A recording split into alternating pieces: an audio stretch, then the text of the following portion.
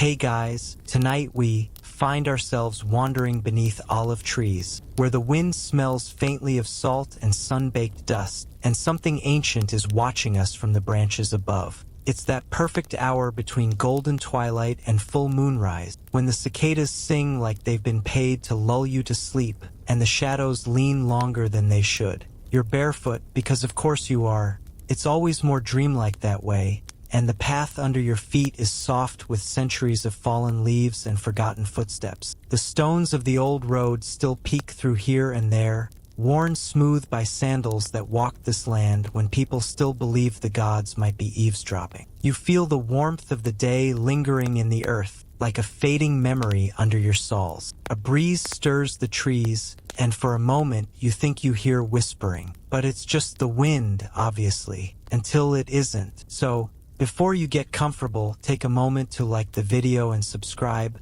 but only if you genuinely enjoy what I do here. Also, tell me where you're listening from and what time it is. I love knowing where this little sleepy tribe is drifting off around the world. Now, dim the lights, maybe turn on a fan for that soft background hum, and let's ease into tonight's journey together. A small owl blinks at you from a branch overhead. Nothing weird about that. Owls are night birds, except this one doesn't hoot, clears its throat. Yes, you, it says, in a voice like dry parchment. Keep walking. You're almost there. You're probably fine. You follow the bird, because what else do you do when a talking owl gives directions? And it flutters ahead, hopping from tree to tree as you trail behind through thickening olive groves. The moon rises, and the world glows silver. Somewhere nearby, water trickles, maybe a hidden spring, and the air smells cooler, richer, like something sacred is stored just out of sight.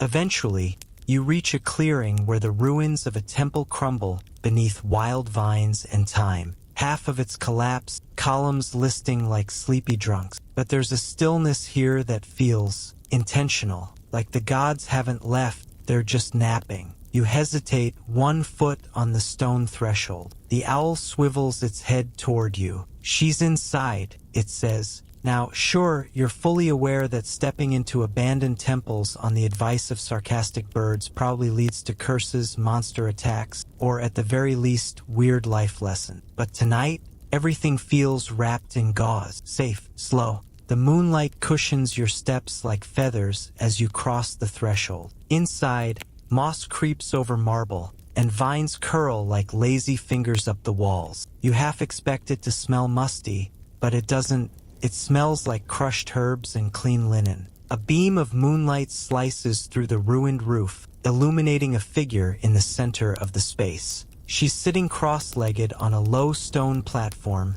silver hair plaited down her back, weaving something with fingers so fast they blur. The threads shimmer in the light like spider silk, and the pattern on the cloth shifts subtly as you watch. One moment it's a storm at sea, then a lion fight, then 2 figures, maybe gods, arguing over a city. She doesn't look up. You're late, she says, not unkindly. You open your mouth to reply. Nothing witty comes out. I told the owl to find you an hour ago. Her voice is low, slightly amused. They never take direct routes. Too dramatic. You step closer. The tapestry glows. Your heart thumps against your ribs. That's, impressive, you manage. She hums. Flattery, like wine, should be earned. The owl lands beside her and huffs loudly. They were meandering, looking at snails. Sensible. The woman nods, still weaving. Snails are underappreciated. You sit because somehow it feels rude to stand.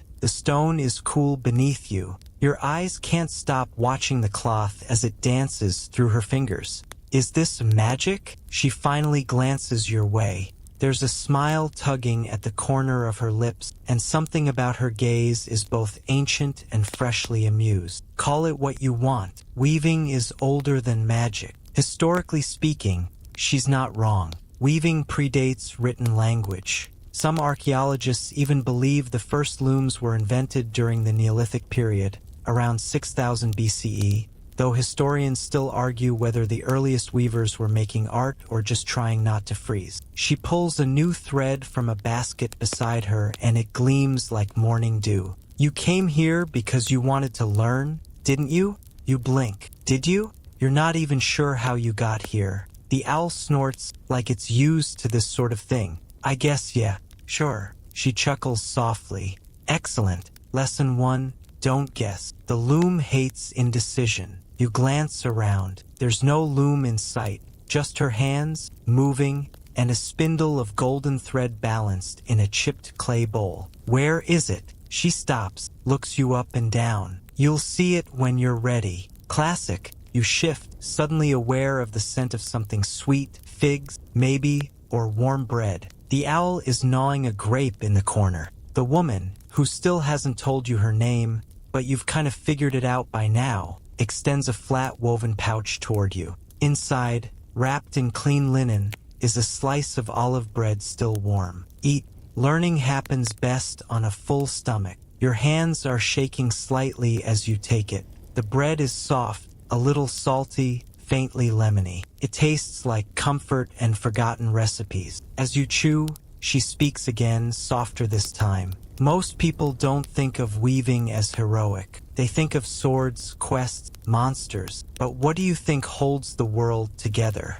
You swallow. Thread. She smiles. Stories. You're not sure whether she means that metaphorically or literally. You suspect both. You lean back, full and strangely drowsy, and the temple seems to shift slightly. The moonbeam tilts. The tapestry grows longer, winding down toward your feet. One thread brushes your toes, and everything changes. The temple vanishes. You're in sunlight now. Not hot, just gentle. There's a breeze, and you're sitting in a courtyard ringed by pillars, not ruins. The same owl is perched on the back of a chair, snoring. The same woman stands beside you, but her silver hair is bound up in a braid now, and she's holding a spindle. The wool in your lap is soft and a little greasy. It smells faintly of sheep and sun. Not in a bad way, just earthy, like the beginning of something ancient. The woman, Athena, although she still hasn't confirmed it, smiles down at you as if she already knows how ridiculous you're going to be at this. Don't be afraid of it, she says, pressing a drop spindle into your hand. It wants to become thread. You just have to coax it. You glance at the spindle. It looks like a fancy wooden top with a long shaft and a weighted whirl, which is apparently a real word people use when they're serious about spinning. You give it a tentative flick and promptly drop it into your own foot. She sighs, picks it up, and hands it back. Everyone starts there. You nod, deeply aware that you are now part of a magical how-to tutorial from the literal goddess of wisdom. No pressure. She demonstrates again, hands moving with quiet grace, teasing out a bit of wool between her fingers, twisting it, and letting the spindle pull the twist downward like gravity is working overtime just for her. The raw fiber transforms into a neat thread in seconds. This is what the fates use, she says, winding the spun thread around the shaft. Only their thread is people. Yours can just be sheep. You chuckle softly, watching your fingers fumble through the same motions. The wool catches, slips, catches again. It's not pretty, but slowly, the spindle starts to turn in a steady rhythm. The twist climbs up the fiber and, miraculously, you're making your first awkward length of yarn. Athena offers a nod of approval, like a teacher seeing her favorite underachiever finally pass a quiz. The courtyard hums around you, birds chirping, bees bumbling, distant laughter from someone pouring wine. It feels impossibly real. Warm stone under your knees, scent of rosemary in the air, the gentle thrum of something eternal moving through your fingertips. Why me? You ask. She shrugs. Why not you? Fair. You glance around. So, this is Mount Olympus? She snorts. No. Olympus is loud and full of drama. This is somewhere much better. Somewhere between a memory and a metaphor. You nod like that makes perfect sense. Honestly, it kind of does. As you spin, she sits beside you, effortlessly producing yards of perfect golden thread. She speaks as she works, voice like warm wind curling through olive trees. You know, most mortals remember me for war and wisdom, spears and strategies. But weaving was my first lesson. It's how I think, how I see. The spindle hums in your hand. You're getting the hang of it. It's like writing, she says, but quieter. You glance at her tapestry, which is now stretched between two columns nearby. It flickers as it catches the light, images shifting between stories. One moment it shows a battlefield, the next, a quiet kitchen with someone stirring lentils and singing to herself. Both feel equally important somehow. Who was she, you ask? Athena's eyes flick to the image. My mother, before I split out of her skull, right? Greek myths, totally normal stuff. I thought she swallowed you. She swallowed my mother. Métis, she corrects gently, not annoyed. Then I made a helmet in her belly. Then I decided I was done. And then pop, like a wisdom piñata. She laughs. Exactly. It's a good laugh, warm and throaty and far too human for a goddess. It echoes a little off the courtyard walls, and somewhere a peacock squawks, offended. Historians still argue whether Métis was a real deity or just a symbol, she says, but I remember her voice. She used to sing while she wove. All her magic was in her fingers. Your spindle slows, the fiber thinning into something fragile and true. You think about your own hands, how clumsy they felt before, how steady they're becoming now. She leans closer. Weaving teaches patience, control, and humility. You squint. That last one sounds like a trap. Oh, it is, she grins, and mortals fall into it constantly. You laugh again, and the tension in your shoulders softens. Athena settles back into her own rhythm. Want to hear a story? You nod eagerly. Of course you do. Well, she says, drawing a new line of thread into her tapestry. Once upon a Tuesday, my uncle Poseidon thought he could beat me in a contest for the city of Athens. You pause your spinning. Wait, is this the olive tree story? He slammed a trident into the rock and made a saltwater spring. I planted an olive tree. The people were smart. They chose the thing they could eat. She waves a hand and the tapestry shows the moment. The sea god, muscles and ego and ocean hair, glaring as a delicate tree unfurls beside him. You raise an eyebrow. He must have taken that well, like a spoiled eel. She says it casually, but her smile sharpens a bit. He grumbled about it for a century. You glance at your spindle. You've got some weird family dynamics. Oh, absolutely. Most of us should be in therapy, but instead we tell stories. It's cheaper. You both laugh, and a warm breeze stirs the wool in your lap. You breathe in slowly. You hadn't realized how calm you've become. Your pulse slowed, breath deepened, thoughts unwinding like soft thread. The courtyard feels suspended in amber, time melting into comfort.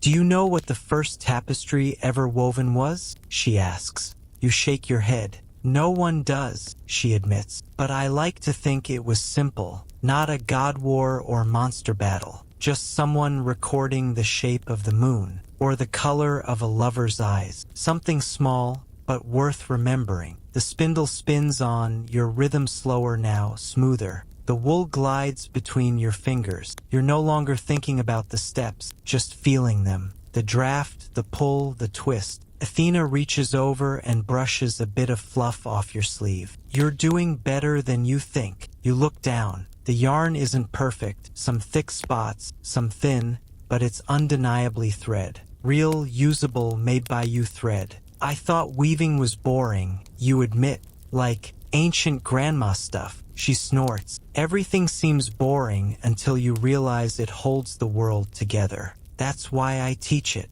The owl, now awake again, yawns and flaps lazily to a sunbeam. And because you love showing off, Athena flicks a grape at it. Hush! The courtyard begins to shimmer slightly at the edges, as if the dream is growing heavier, warmer, more wrapped in gauze. Your head starts to dip, but she gently taps your spindle. Not yet. One more lesson. You nod, eyes heavy. Your fingers keep moving. Next, she says softly, I'll tell you about a girl named Arachne and how she made the most beautiful mistake in history. The breeze sighs, the sun tilts, the golden thread gleams. The courtyard is gone. You don't notice it right away, just a shifting of light, a new scent in the air, something smokier, dustier. The honey gold of afternoon sun has cooled into twilight once more, and you're seated now on a stone bench inside what might be a workshop, the kind that smells like clay,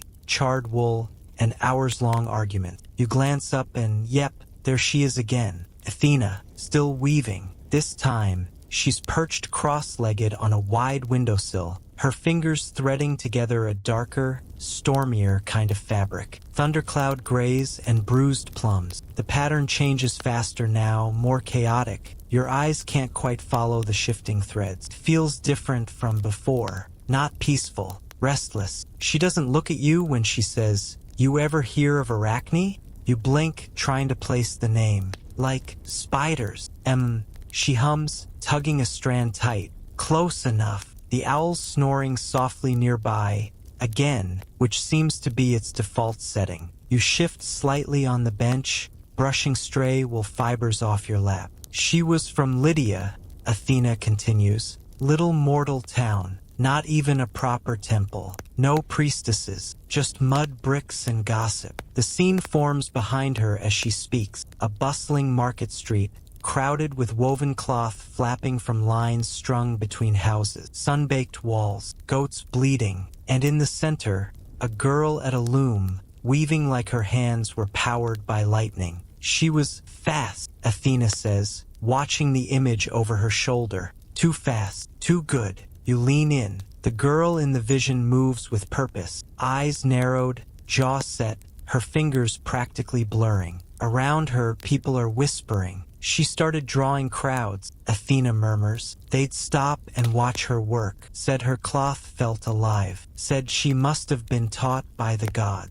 You glance at Athena. Were you? She rolls her eyes. No, she figured it out on her own, which, honestly, made it worse. The tone in her voice is hard to place, admiration with a hint of vinegar. It's that old, complicated flavor, the kind of respect you have for someone who also drives you a little bit nuts. She said she was better than me. Athena continues, voice soft but sharp. Told everyone. Said if I ever showed up, she'd win in a heartbeat. You shift again, the air in the room prickling faintly. To be fair, you say, you did kind of show up just now, so that tracks. Athena chuckles dryly. I was younger then, impatient. I went to her in disguise, old woman, cane, limp, the whole bit. Told her to humble herself before the god. You look at her. Let me guess, she didn't. Nope, she says, popping the pea like a stone dropped in water. Told me if Athena wanted to beat her, she could come do it herself. She turns now, locking eyes with you. So I did. The image in the tapestry shifts violently. The old woman straightens, her spine cracking back into goddess form, golden armor gleaming beneath a veil of illusion. The crowd gasps. Arachne doesn't flinch. We held a contest, Athena says. 2 looms, 1 theme, what the gods had done. Her fingers twitch and the vision splits in 2. On one side, Athena weaves scenes of triumph, heroes, temples, harmony. On the other, Arachne weaves something else, darker, more honest. She made images of every mistake we'd ever made. Athena says, voice like a thread drawn too tight. Zeus turning into a bull to trick a girl. Apollo chasing someone who didn't want him. Me, turning Medusa into a monster. She pauses. That last one hangs in the air for a while. Historians still argue whether that part of the myth was meant as a warning or an apology, she says softly. But Arachne didn't flinch. She wove all of it. You're not sure what to say. You glance at the tapestry, at the girl standing beside her loom with a challenge in her eyes and defiance in her hands. Her cloth ripples like truth made tangible. And it was beautiful, Athena says at last. So perfect it made my own work feel safe. You blink. What did you do? Her jaw tenses. I tore it apart. Your breath catches. The tapestry shows it, her hand flashing out, grabbing the cloth and ripping it down the middle. Arachne standing motionless, eyes wide, pride turning to ash in her throat. I couldn't help it, Athena whispers. She was right. The workshop darkens. A single oil lamp flickers. You watch Arachne step back, stunned silent, her ruined tapestry in shreds on the ground. She didn't weep, Athena says. She just unraveled, like the thread was holding her together. And in the tapestry, Arachne hangs a noose. You look away. Athena's hand touches your arm gently. I stopped her, she says, turned her into a spider so she could keep weaving forever. Your voice is quiet. Was that mercy or punishment? She considers. Both, she says. The owl stirs and mutters. Your mercy is very dramatic. Athena smiles faintly. She still weaves, you know. Every spider. That's her legacy. You think of all the corners you've carefully avoided dusting, all the webs you've swept down. You make a mental apology to every spider you've ever squished. Athena stands, rolling her shoulders like someone shedding a memory. Arachne's mistake wasn't arrogance, she says. It was honesty. The gods don't always reward that. She walks to her loom, and the tapestry shifts again, now showing spider silk glinting in moonlight, delicate and indestructible. Still,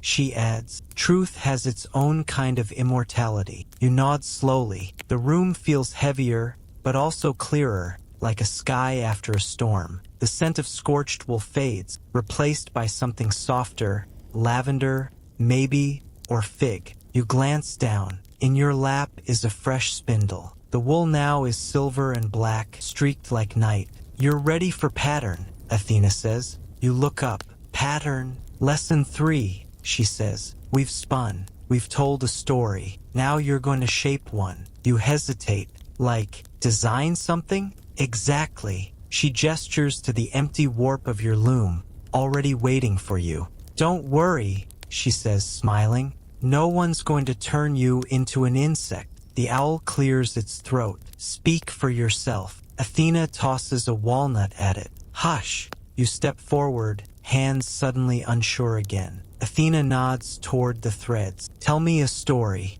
Doesn't have to be big. Just make it true. You reach for the shuttle. The room stills, and as the thread slides through the warp, your fingers start to remember something older than memory. The loom feels like an extension of your body now, with smooth under your palms, threads strung tight and singing like a harp string every time your shuttle slips through them. You're standing in a quiet grove now, or maybe a sanctum. It's hard to tell. Time and place have started to bend, just a little, like your dreams are being guided gently toward something deeper. The moonlight filters through hanging vines above, dappling your loom with silvery patterns. The thread in your hand glows faintly, silver, gold, and midnight blue, blending in a soft pulse. Athena sits nearby, back against a cypress tree, chewing thoughtfully on something that might be a fig or might be wisdom itself. Hard to tell with her. Don't overthink it, she says, watching your fingers twitch with hesitation. Patterns want to emerge. You just have to let them. You look at the warp. It's like a blank page. Intimidating, sacred, ready. You take a breath. Your shuttle glides through. At first, it's simple, horizontal lines, one after the other. But then something shifts. Without quite meaning to, you start weaving a rising spiral. A shape that tightens toward the center. It feels familiar, like a fingerprint, or the way stars move when you're not looking directly at them. Athena nods. A labyrinth. Good choice. You blink. I didn't mean to. You did, she says gently. Just not with words. Your shoulders drop, relaxing into the rhythm. Pull, pass, press. The image begins to build. You don't need to plan it. Your fingers seem to remember a path your brain hasn't mapped yet. A thread becomes a wall. A color becomes a shadow. And soon you see him in the center. The Minotaur, not roaring, not rampaging, just sitting, alone. He was never the monster, Athena murmurs. You look at her. But he killed people. He was made to kill, she says. Caged for being unnatural. Told what he was before he could choose. The tapestry flickers again, and you glimpse the boy behind the horns. White eyes, small hands, Cretan sunlight in his hair before it turned to tangled fur. Historians still argue whether the Minotaur myth was based on ritual sacrifice or political metaphor, Athena says. But none of them wonder how he felt about it. Your shuttle stutters. Did you ever meet him? She shakes her head. But I knew Daedalus, the one who built the maze. He said the walls kept the monster in. I always thought they were there to keep the rest of us out. The wind sighs through the grove, making the leaves shimmer like quiet applause. You weave on. A thread of green here, a slash of red there. The labyrinth expands, showing the path of Theseus, cunning, brave, and honestly a little smug. You remember this story from school. Hero enters, slays beast, escapes with the princess, dumps her on an island. Greek myths, always a mood. Athena watches you carefully. Don't paint him too simply. Theseus wasn't evil, just self-centered. You nod. The image shifts again, and the princess, Ariadne, takes shape. Her eyes are clever, tired, a bit too knowing. She gave him the thread, you murmur. She was the thread, Athena corrects. She saw the monster and the maze and the man and said, "Here, find your way." Your shuttle slows. You think of all the times you've handed someone your own thread, hoping they'd find their path, hoping they wouldn't get lost or worse, leave you behind once they did. Did she regret it? You ask. Athena leans back, eyes narrowing. No, but she deserved better. The owl, now perched on a root nearby, mutters, "Don't we all?" A few minutes pass in comfortable silence, your hands moving without thought. The cloth grows beneath your fingers, a story unfurling like breath. When you pause to look, you see not just the maze, but the moment after. Theseus gone, Ariadne left behind, the Minotaur finally free. You blink. You didn't mean to do that. Athena stands quietly behind you. Good, she says. You're not weaving history. You're weaving empathy. That catches you off guard. Your shuttle slows. She kneels beside you and touches a small patch of tangled thread, barely visible unless you know to look. This, she says, is where most people stop, right before they realize the story doesn't need to be perfect. You trace the knot with your finger. Should I fix it? She shakes her head. Leave it. It's part of it now. You think about that for a while. The moon overhead begins to dim slightly, like someone drawing a curtain made of stars. The air turns cooler. The fig trees exhale sweetness. A little sleepier now. A little softer. Athena gestures for you to rest. You've earned a break. Tomorrow you learn about dying. You chuckle. Like, with colors? She grins. No, not the other kind. That comes after the dying. Your laugh comes out in a sleepy bubble. The bench shifts beneath you, becoming a soft pile of wool. You lie back, your half-finished tapestry resting beside you like a blanket woven out of question. Above you, Athena continues weaving. Her shuttle flicks left, then right, drawing constellations out of silk. Orion appears, then fades. A lion, a girl with a jug, a spider still spinning.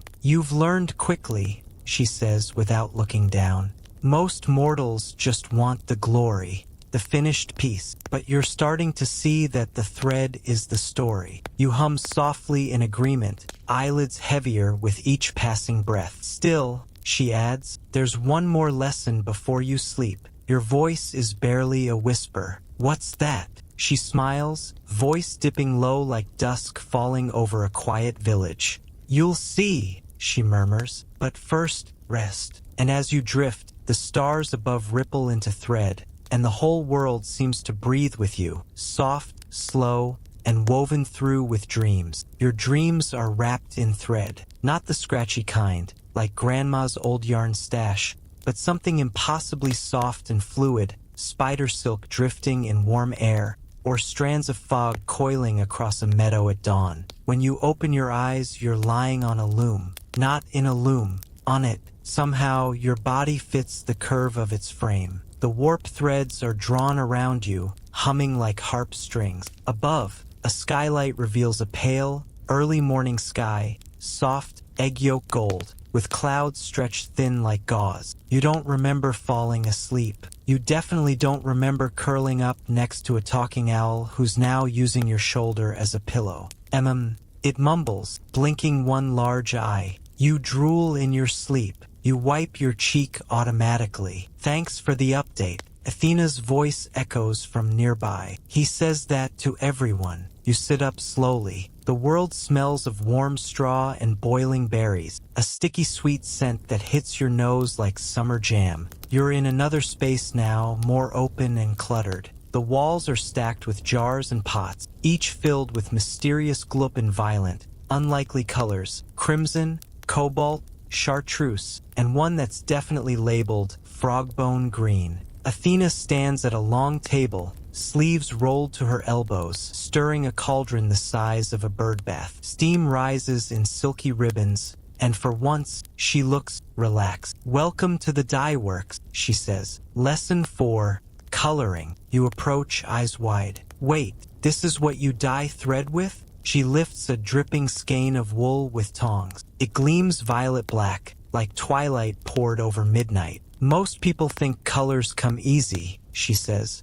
"but they forget how messy truth looks before it's ready for weaving." You lean closer. The air is thick with scent: sour fruit, crushed leaves, a hint of coppery tang like old coins. "Some colors," Athena continues, "require sacrifice." She gestures toward a basket of snails. "Tyrian purple," she explains, "comes from the mucus glands of these little guys. Royal cloth, royal smell." You recoil. "That's vivid." Quirky historical tidbit for the day, the owl offers, yawning. "In ancient times, it took over 10,000 of those snails to make enough dye for just one cloak." You eye the basket with newfound horror. "So royalty smelled like rotten seafood?" Athena grins. "Perfume wasn't invented for nothing." You look around. Other jars contain crushed madder root, indigo paste, and something chalky that smells faintly of vinegar and regret. She hands you a skein of undyed wool. "Go ahead, pick a color." You pause. The options are overwhelming. "Red," you say. "No, blue." "Wait, something softer." Athena points to a jar labeled sunfig ochre. You dip your thread carefully. The color blooms like spilled sunlight, golden, warm, almost sleepy. It makes you think of dusty hills, late afternoons, and the quiet hush after a story ends. "Good choice," she says. "That one only works if you're tired." You look at her. "Seriously?" "No," she deadpans, "but it feels like it."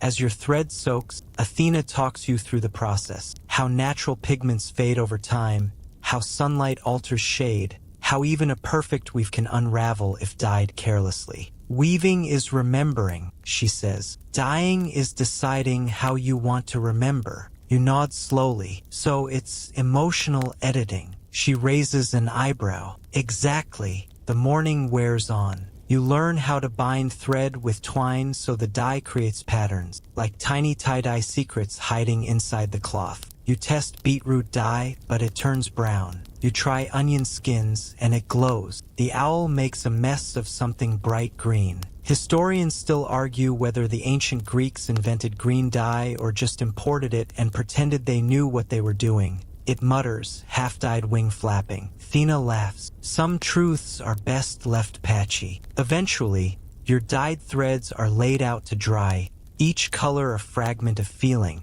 a captured moment. You watch the breeze ripple through them and feel lighter. "Dyeing teaches patience," Athena says. "You can't rush saturation. The deepest colors take the longest to set." You turn to her. "And the light ones?" She smiles. "Fade fastest, but they're the ones people remember when they're falling asleep." Something about that settles in your chest. You're allowed to rest again, this time beneath a grapevine trellis. As your eyes flutter shut, you hear Athena whisper, "You've spun thread, shaped story, woven pattern, and chosen color." The owl adds, "And stained everything you touched." You're too sleepy to answer. The leaves above shift gently, dappling your skin with gold and green. Somewhere nearby, a loom hums with a thread only dreams can hear. You're almost done learning. Just one more lesson remains. The last lesson begins with a storm. Not a thunderclap,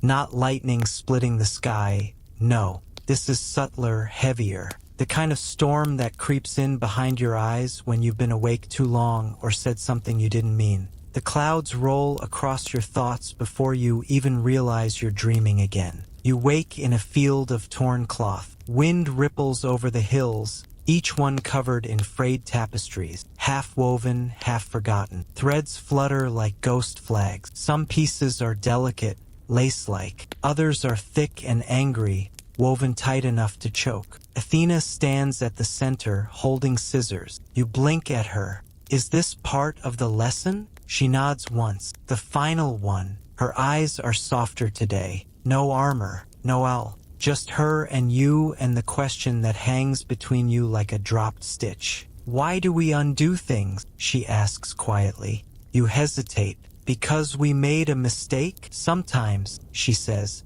but not always. She gestures at the torn cloth at your feet. Some of these were never meant to be finished. You kneel, touching one. It's rough, the fibers snagging your fingertips. A scene lies half frozen in the weave. A father turning away. A door left open, a moment unspoken. Mine? You ask. She shrugs. Could be. You touch another. A thread pulls free like it's waiting for you to tug it loose. Lesson 5, Athena says. Unweaving. You frown. You never mentioned that before. No one wants to, but it's the most important part. She steps closer, placing the scissors in your hands. They're light, sharp, beautiful in a dangerous sort of way, like they were made for endings. You glance at the cloth around you. Won't cutting ruin it? Athena smiles, but it's tinged with sadness. Sometimes ruin is what frees us to begin again. You inhale deeply.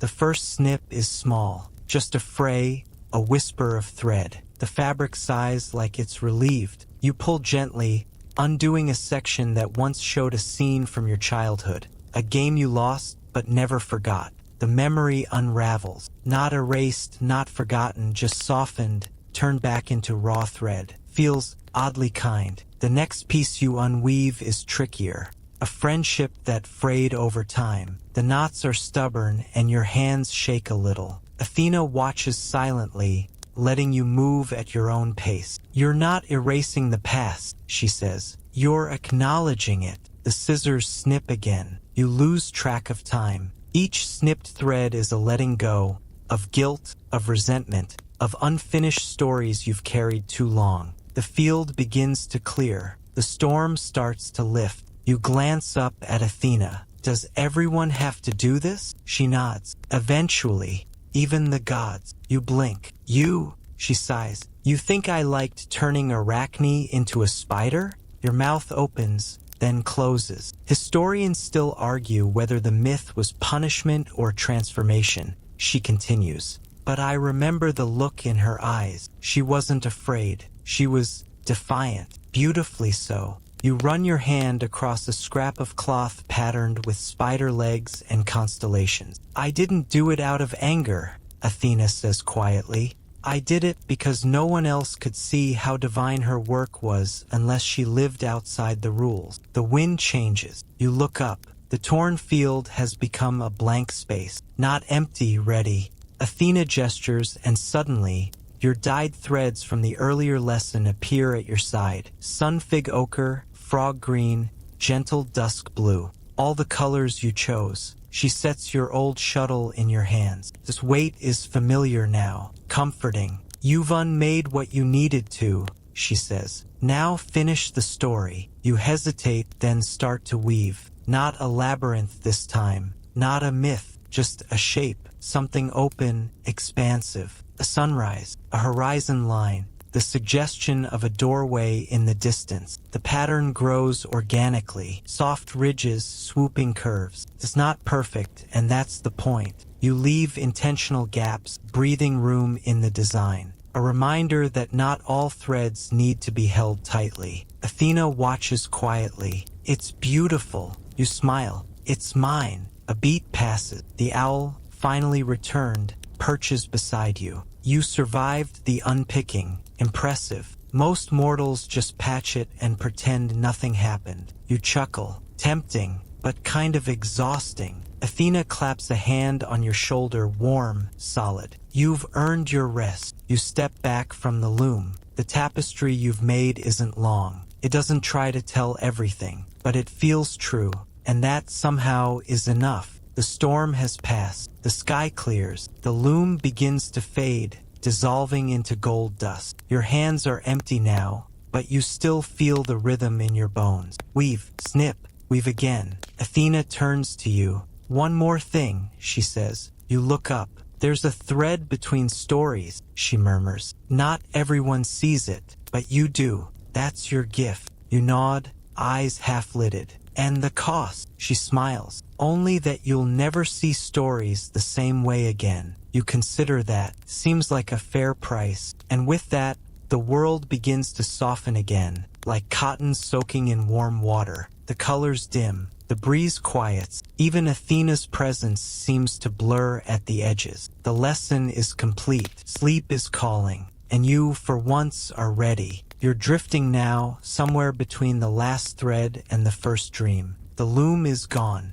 The storm has passed. The field of unmade memories fades like the scent of rain on hot stone. All that's left is a soft hum beneath your ribs, the memory of weaving, the rhythm of your hands, the stillness you earned one snip at a time. But the story doesn't end there, because Athena isn't quite finished with you yet. You find yourself on a quiet hillside, just as the first stars blink open in the lavender sky. The grass is short and springy under your feet, warm from the day's sun. Olive trees stand in knotted rows, their silver-green leaves trembling faintly in the wind. You can smell dust and old wood and something sweet, figs maybe, or toasted almonds. Athena appears at your side like she's always been there, hands folded behind her back. Lesson 6, she says softly. Letting go. You sigh. I thought we did that already. She smirks. You thought wrong. You walk in silence for a while. The owl swoops overhead, looping lazily through the air like a kite with no string. As you move, you notice something odd. Each step you take, a thread unspools behind you. Not from your clothing or from a loom, but from you. From your chest, maybe, or your thoughts. It's a shimmering, translucent filament, barely there, catching the starlight like dew. Athena watches it with interest. That's your last thread, she says. The story you're still holding. You look down. The thread trails behind you, vanishing into the distance, into everything you've walked through tonight. The spinning, the dyeing, the patterns, the cutting, all of it. You pause. If I let it go, does it vanish? No, she says, stepping closer. It just stops tying you down. You hesitate. This is the moment in the myth when the hero does something reckless, charges into battle, leaps into the underworld, chugs the poison. But here, all you have to do is open your hand. And yet, it's the hardest ask of all. Athena, thankfully, doesn't rush you. Instead, she offers a quiet detail. You know, ancient Greek weavers would often leave one knot imperfect on purpose. A thread out of place. It was called the thread for the fates. You blink. Why? So the gods could find their way into the cloth, to remind you that nothing woven is ever fully yours. You smile faintly, kind of presumptuous of the gods. She snorts. Extremely. You watch the thread shimmer in the starlight. You take one last breath, full of dry grass, cooling earth, and the hush of night, and finally let go. The thread floats upward, weightless, rising like smoke or the curl of a sleeping cat's tail. It vanishes into the sky without a sound. Athena touches your shoulder. That was it, she says. You exhale. She walks you to a small circle of stones beneath the olive trees. There's a folded blanket,